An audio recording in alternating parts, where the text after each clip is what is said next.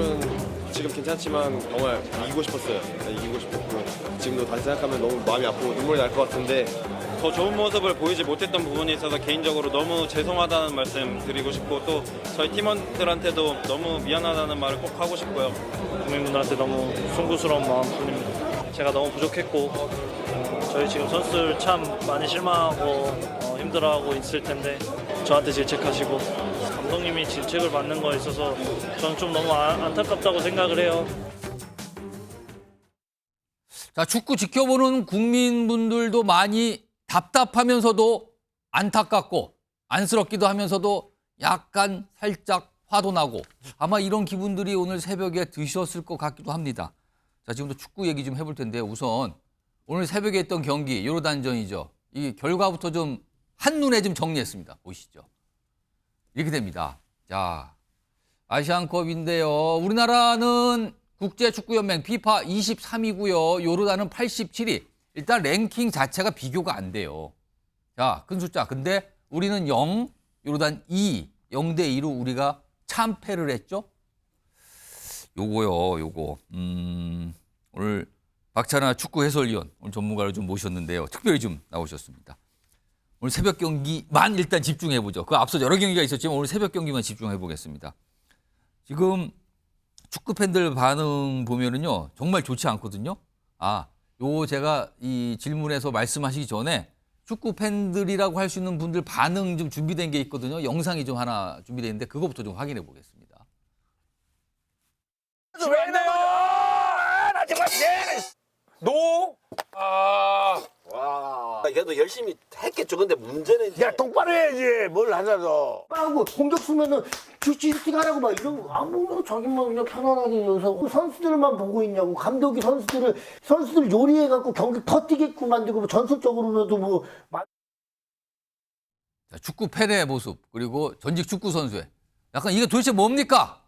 약간 흥분한 상태이기도 하죠. 오늘 새벽의 모습이었는데 자 박찬하 해설위원 사실 요르단은 제 기억에는 지난달 일본하고 평가전을 했거든요. 근데 당시에 1대6 그러니까 일본이 이겼어요. 요르단이 패했죠. 이걸 감안을 하면 우리가 못한 겁니까? 요르단이 너무 잘한 겁니까? 이걸 어떻게 봐야 되는 겁니까? 이 결과를. 일단 경기에는 여러 가지 요인이 있을 수 있겠지만 이 정도 참극이 벌어졌다는 건 한 팀이 굉장히 좋은 경기를 했다는 거고 당한 쪽은 극단적으로 나쁜 경기를 했기 때문에 점수는 2대 0이었습니다만 단지 스코어가 2골 차이였을 뿐 내용을 봤을 때는 점수 차이가 더 크게 벌어졌어도 이상하지 않을 경기였거든요. 지금 참극이라고 표현을 하셨는데 이거 어느 점이 정말 이상했습니까? 오늘 경기에서.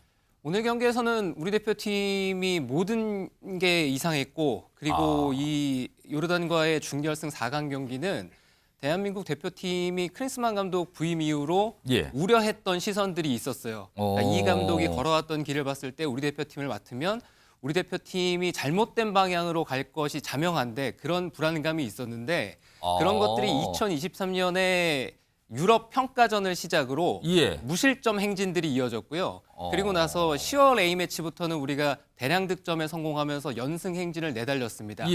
그런 결과에 가려져 있었던 문제점들이 종합적으로 드러난 물론 이 아시안컵 조별리그 첫 번째 경기부터 우리가 불안한 출발을 하기도 했었고 그러면서도 삐거덕거리면서 가고 있었는데 그래도 어쨌거나 패하지 않았고 결과는 나름대로 챙겨가고 있었거든요. 하지만 결과까지 무너져 내린 모든 문제점이 이 한 경기에서 집약적으로 터졌다고밖에는 설명할 수가 없습니다. 오늘 새벽 경기에 특히요. 많은 분들이 깜짝 놀란 게 우리 대표팀이 유효 슈팅이 하나도 없다. 그러니까 골대를 방향으로 날아간 슛이 하나도 없었다는 거잖아요. 이 뭡니까 도대체 이거는 그러면은?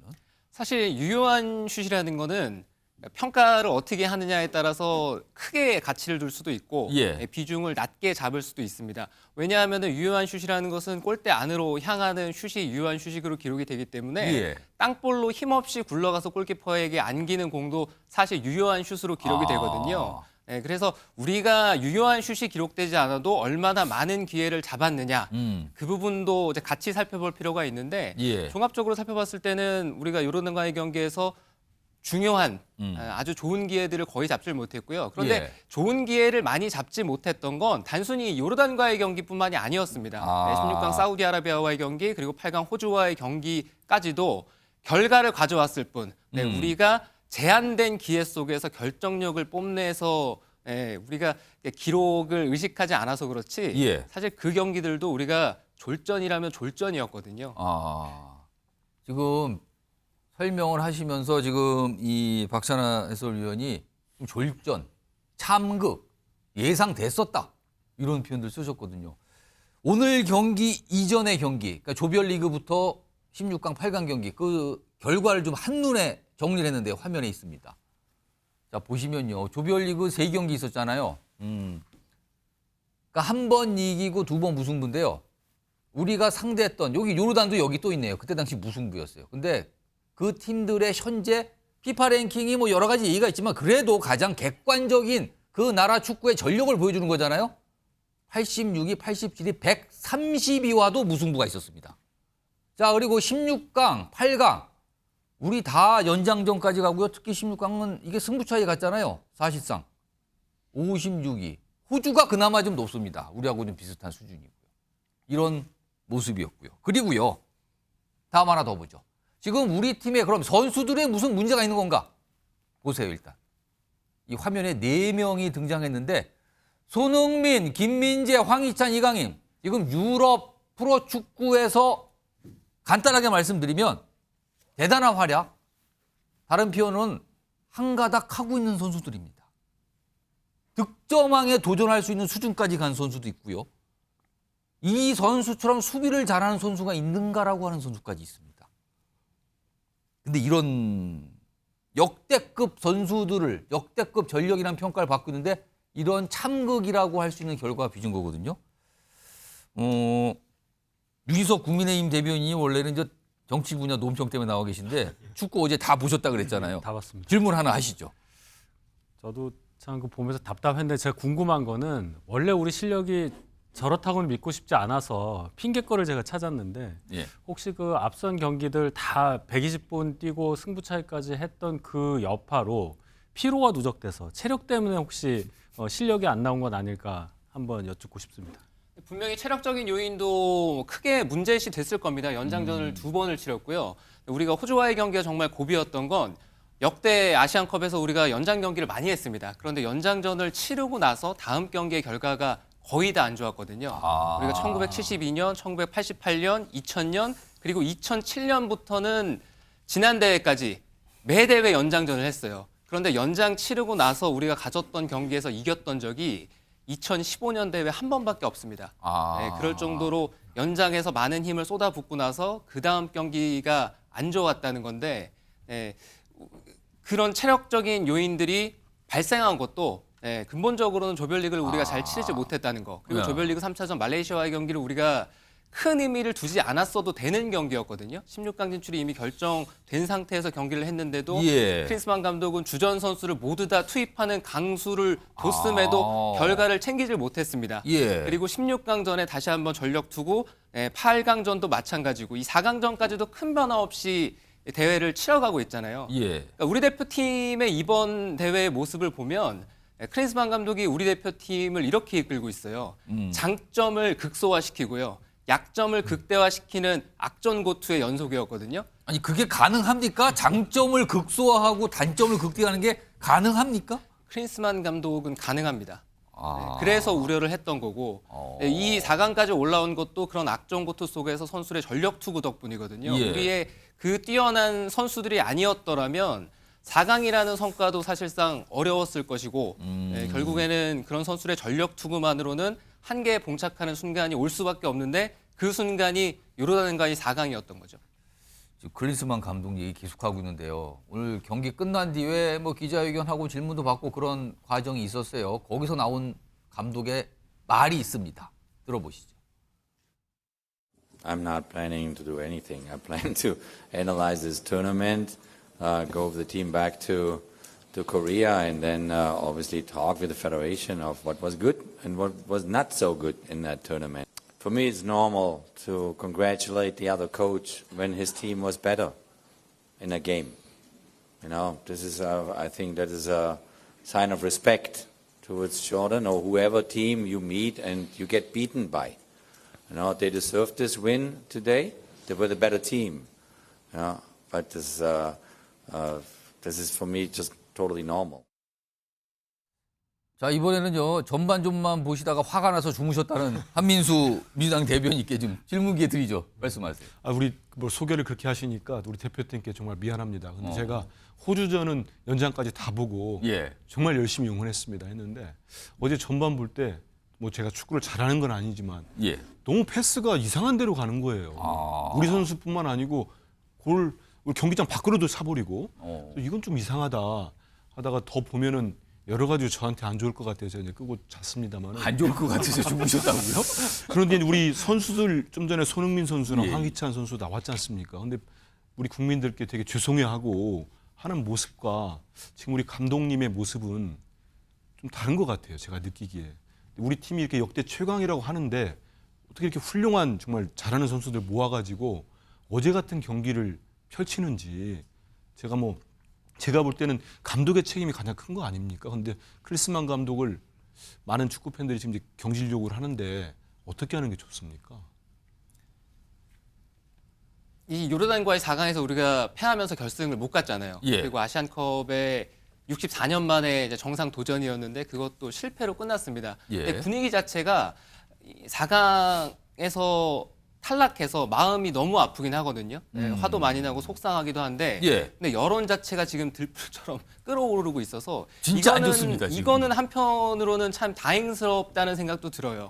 네, 왜냐하면은 대한축구협회 내에서도 이 여론을 그냥 무시할 수는 없을 것이고요. 네, 국민적인 이런 여론이라든가 또 감독 경질에 대한 목소리가 점점 커지게 되면은 어떤 식으로든지 대한축구협회나 클린스만 감독이 반응을 할 수밖에 없거든요. 네, 그렇기 때문에 클린스만 감독이라든가 대한축구협회도 여기에 대해서는 얘기를 해야 되고 네, 누군가는 책임을 내릴 필요가 있다는 근데 생각이 클린스만 감독이 지금 계약 기간이요. 2026년 월드컵 때까지라면서요. 그럼 그 계약 기간이 그때까지면 그 사이에는 뭐가 변동이 본인이 마음을 먹지 않은 한 불가능한 거 아닙니까? 가장 좋은 거는 클린스만 감독 본인이 스스로 사임하는 건데 클린스만 감독이 우리나라에 부임할 때 기자에게 그런 질문을 받았습니다. 클린스만 감독이 지금까지 감독을 독일 대표팀 그리고 독일의 명문이죠. 바이에른 뮌헨 그리고 미국 대표팀 그리고 나서 헤르타 베를린을 거쳐서 다시 우리나라에 왔는데 최근 6년 동안 감독직으로 일을 한 게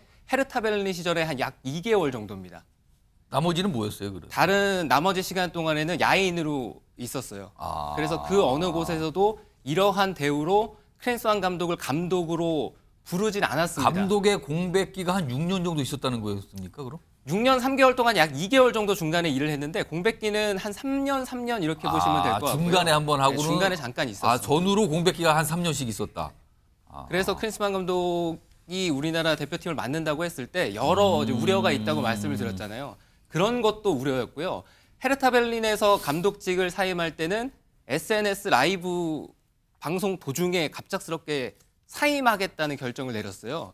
네, 그래서 클린스만 감독이 우리나라에 부임했을 때 기자에게 질문을 받았죠. 하지만 본인은 시간이 지났고 본인도 변했다라고 얘기를 했는데 지금 하단 자막으로 나가는 거 그 독일 반응 앞에 거 다시 한번 불러주세요. 우리나라에 부임할 당시에 독일에서 저게 뭡니까? 무슨 말입니까 저게? 한국 축구 애도가 무슨 말입니까 저건? 한국 축구가 안타깝다는 거죠. 그 독일에서는 이미 알고 있었다는 겁니까? 뻔히 보이니까. 저 정도까지 반응이 있었군요. 앞서서. 자, 이런 상황에서요. 그럼 많은 분들이 이제 궁금증을 갖는 대목이 여기서 나와요. 화면에 있습니다. 이걸 또 정치인이 이 얘기를 또 꺼냈었어요. 홍준표 대구시장. 이런데 또 뭔가 얘기를 또 하셨군요. 축구협회 막대한 연봉을 지불하고 외국 감독들만 데려오려는 이유를 잘 모르겠다. 박찬하 해설위원. 무슨 이유입니까? 왜 앞서서 계속 외국 감독이었어요? 왜 그러는 겁니까? 대한축구협회가 국내 감독을 선임을 안 했던 건 아닙니다. 네, 그리고 2014년 브라질 월드컵이라든가 2018년 러시아 월드컵 때는 우리 감독들이 대표팀을 이끌고 월드컵에 도전장을 내밀기도 했었고요. 물론 이제 전후의 과정들을 살펴봤을 때는 역시나 그 과정 역시도 합리적이거나 결코 바람직하지 않았습니다. 네, 왜냐하면 우리 감독들에게 이제 소방수 역할처럼 그 대표팀을 억지로 떠맡기는 듯한 인상이 문제가 강하게 발생을 있었거든요. 했을 때 그걸 좀 해결할 이런 역할을 주로 맡겼다는 겁니까, 그러면은? 그렇죠. 외국인 감독이 전으로 대표팀을 이끌다가 상황이 좋지 않아지니까 어쩔 수 없이 여론에 등 떠밀려서 국내 감독을 선임하고 또 국내 감독이 월드컵에서 좋은 성과를 내질 못하면 자연스럽게 국내 감독은 답이 아니다라는 결과가 도출이 돼서 외국인 감독이 영입되는 이런 상황들이 도돌이표처럼 반복이 아니, 됐었는데요. 그럼 여기서 궁금한 게 예를 들어서 축구 대표팀이 어떤 대회가 앞두고 야심찬 목표를 세웠어요. 그럼 이 야심찬 목표를 달성하기 위해 감독을 국내 감독을 선임하는 경우는 잘 안 한다는 겁니까, 그렇게? 그렇게 하기도 했었는데 성과를 내지 못했던 경우들도 있었고요. 그리고 이제 우리 감독들이 지금은 이제 우리 선수들이 커다란 무대에 가서 좋은 활약을 하는 선수들의 숫자가 늘어나고 있지만 예. 아직 감독들은 그렇게 외국 무대에서 어떤 성과를 내질 못했습니다. 그리고 국내에서도 대한민국 대표팀을 바라보는 시선 자체는 상당히 특별하거든요. 그러니까 그런 눈높이라든가 여러 가지 것들을 충족시켜주기 위해서는 경험이 있고 그리고 지도 능력이 있고 또 국제 정서에 탁월하고 예. 여러 가지 이유들로 인해서 외국인 감독을 선임을 하려는 건데 예. 크린스만처럼 제가 뉴스에서 이런 표현을 가끔 썼거든요. 근데 이렇게 표현을 해서 이런 말을 할 때마다 예. 좀 미안한 마음도 들기도 했었는데 예. 크린스만 감독은 3가지 키워드 정도로 축약할 수가 있습니다. 뭡니까? 역량 부족, 존중 결여, 태도 미달이거든요. 대단한 혹평이신데요, 지금요. 예. 그 정도로 좀 규정. 물론 이게 이제 박찬하 해설위원의 어떤 평가였습니다. 물론 이 축구 전문가 중에는 다른 평가를 하신 분도 있을 것 같아요. 그렇지만 일단 지금 여론이 상당히 안 좋은 건 분명한데 이런 상황에서 오늘 경기가 끝난 뒤에 손흥민 선수가 약간 의미심장한 얘기를 하나 꺼내놨습니다. 목소리 들어보시죠. 앞으로 대표팀을 계속 할 수 있을지에 대해서 생각을 해봐야 될 것 같아요. 감독님께서 저를 더 이상 생각 안 하실 수도 있고 앞으로의 미래는 잘 모르기 때문에. 아니 이거 무슨 말입니까? 이거 대표팀 은퇴한다는 소리입니까? 아니면 감독하고 더 이상 같이 못 가겠다는 소리입니까? 속내가 복잡하다고 그냥 생각하시면 될 것 같고요. 그리고 손흥민 선수가 1992년생이잖아요. 예. 근데 연령대로 보면은 우리 대표팀을 그동안 훌륭히 이끌었었던 이제 선수들의 은퇴 시기와 비교를 했을 때 박지성 선수는 그보다 일찍 은퇴를 했거든요. 나이가 일단 은퇴할 나이는 된 거다. 네. 그리고 손흥민 선수가 그간 대표팀에서 보여줬던 헌신적인 모습이라든가 활약상 그리고 선수에게 가장 무리가 따르는 게 외국에서 이제 국내까지 비행기를 타고 오가면서 시차를 적응을 하고 또 이제 몸 상태를 맞춰서 경기에 나가는 거기다가 대한민국 대표팀을 바라보는 특별한 시선에서 오는 그런 정신적인 압박감 이런 것들이 상당한 상태로 계속 경기를 치러오고 있는데 아무래도 그래서 손흥민 선수도 그렇고 1992년생 선수들이 대표팀에 몇 선수가 있습니다. 이재성 선수를 비롯해서 김지수 선수도 그렇고 또 그보다 조금 더 나이가 많은 김영건 같은 베테랑 선수들도 있는데 그런 선수들이 이번 아시안컵을 어떻게 생각했는지 이 아시안컵에서 우승을 차지하기 위해 어떤 노력을 했는지를 막상 그 목표가 좌절이 되고 났을 때 손흥민 선수의 이 인터뷰를 보면은 어느 정도는 짐작을 할 수가 있는 것 같습니다. 여러 가지 그러니까 본인의 나이, 감독과의 관계, 이런 것까지 다 뭐가 좀 담겨 있는 것 같은데 명확하게 얘기는 안 했습니다. 뭔가 행간에 있는 것 같아요. 요 내용까지 오늘 축구 얘기 좀 해볼 건데 이 손흥민 선수의 부친 손흥정 뭐라 그럴까요? 조흥정 씨랄까요? 과거에 역할도 많이 하셨는데 이런 얘기를 지난 1월에 언론 인터뷰에서 한 적이 있는데 이게 다시 회자되고 있는 게 이겁니다. 이 아시안컵 관련해서 냉정하게 말하면 우승하면 안 된다. 우승하면 안 된다는 게 아니라 우승을 못하고 있습니다, 지금요. 근데 이 얘기를 먼저 꺼내놓고요. 준비가 덜 된 상태에서 우승하면 그 결과 가지고 얼마나 우려먹겠나. 이건 무슨 얘기입니까? 이게 어떤 의미로 저걸 한 겁니까? 무슨 생각에서 저 얘기를 했다고 지금 보시는 겁니까? 아마 이런 발언이셨을 거예요. 가정이 없는 상태에서 준비가 미흡한 상태에서 결과를 가져가게 되면은 우리가 그 결과만 환호하고 그 결과를 가지고 또 이제 다음 단계로 넘어가려고 하는 것이 장기적으로 봤을 때는 한국 축구에는 독이 될 것이다. 그런 우려셨던 것 같은데 근데 그럼에도 저는 아시안컵 하기 전에는 속으로 아시안컵에서 우승 차지하기를 간절히 바랐거든요. 결과를 가져가게 되면은 왜냐하면 우리가 아시안컵에서 64년 동안 우승을 못했는데 그 사이에 우리의 프로세스가 그렇게 크게 발전됐다는 생각이 들지 않거든요. 아. 네, 그래서 우승을 해도 제자리에 머물고 결과를 가져가도 제자리에 어느 정도 머물 거라면 그래도 기분 좋게 우승을 하는 게 좀 기분은 좋잖아요. 예. 네, 아무래도 국민들도 지금 살림살이가 좀 뻑뻑한 상황에서 예. 네, 이런 즐거움을 또 대한민국 대표팀이 줄 수 있으면 그러게 그것조차도 즐거운 일이니까요. 이 송웅정 씨의 발언이 실현은 안 됐는데 이게 우리나라 축구에 대해서 이게 다행인 건지 불행인 건지 모르겠습니다만 아무튼 축구 팬들 반응 굉장히 안 좋습니다, 오늘요. 이런 상황입니다. 자, 축구 얘기 좀 이모저모 조목조목 좀 분석해 드렸고요.